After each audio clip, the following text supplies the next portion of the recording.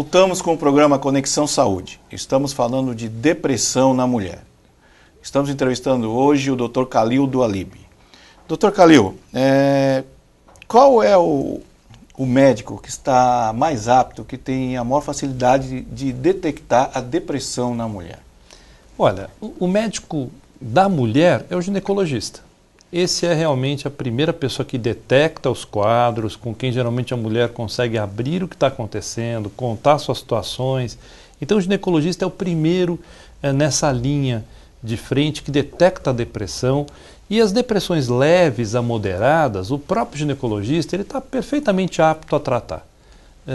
É até interessante que a categoria, a especialidade médica que mais prescreve antidepressivos são os psiquiatras, mas a terceira especialidade são os ginecologistas. Então eles detectam isso frequentemente, eles tratam e eles acabam encaminhando quando essa situação é mais delicada, é mais grave, quando a pessoa já tem um quadro depressivo de mais, essa intensidade é maior, ou então quando ela já tem outros sintomas que começa a extrapolar um pouco o que ele conseguiria tratar. Por exemplo, há várias situações de depressão que cursam com muita dor.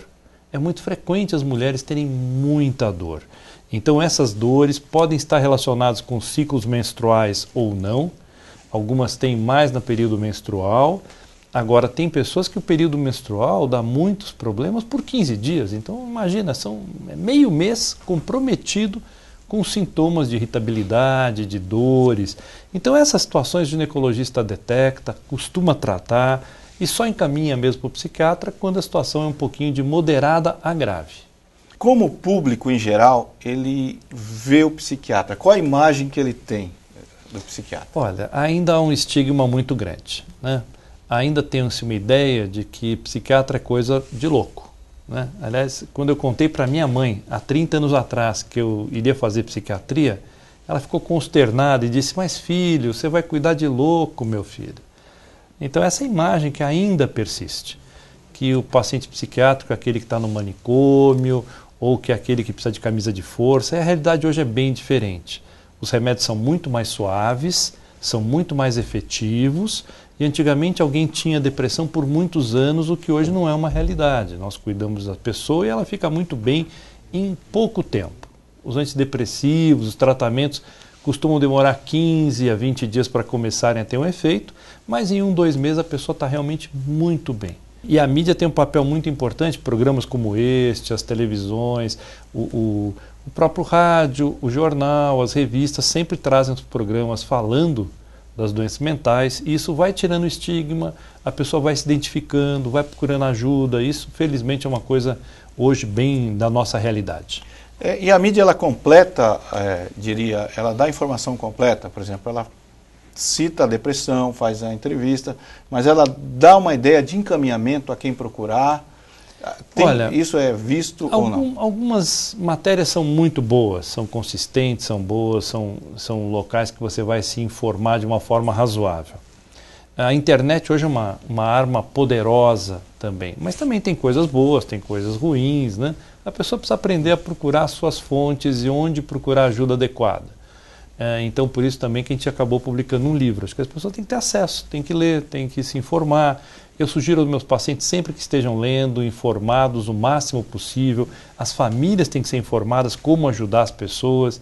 E às vezes, por exemplo, a gente está falando de mulher, às vezes a compreensão de um marido, eu atendo muitos maridos, às vezes que vêm junto numa consulta para serem orientados, e às vezes o esclarecimento dessa situação ajuda muito no relacionamento. Porque ter alguém que sofre todo mês, por exemplo, no período menstrual, ou ter alguém que está numa perimenopausa com muita alteração de humor, isto é tão delicado que afeta muitos relacionamentos.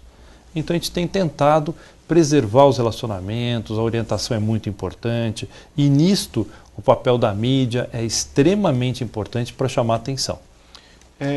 Existe no caso da depressão predisposição genética? Sem dúvida. Então hoje nós consideramos qualquer doença mental como fruto de um tripé. Por um lado, a vulnerabilidade genética.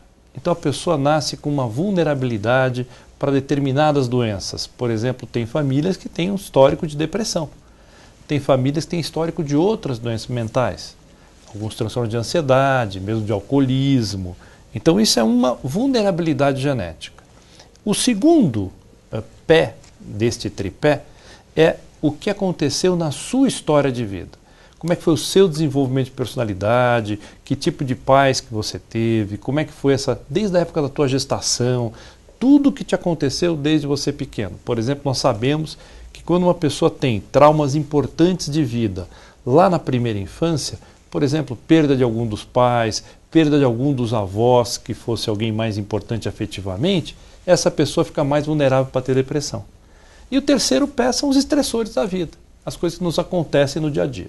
Então esse é o tripé da saúde mental: vulnerabilidade genética, desenvolvimento da personalidade e os fatores estressores do mundo atual. O programa Conexão Saúde está discutindo depressão. Nós vamos para um rápido intervalo e voltamos já.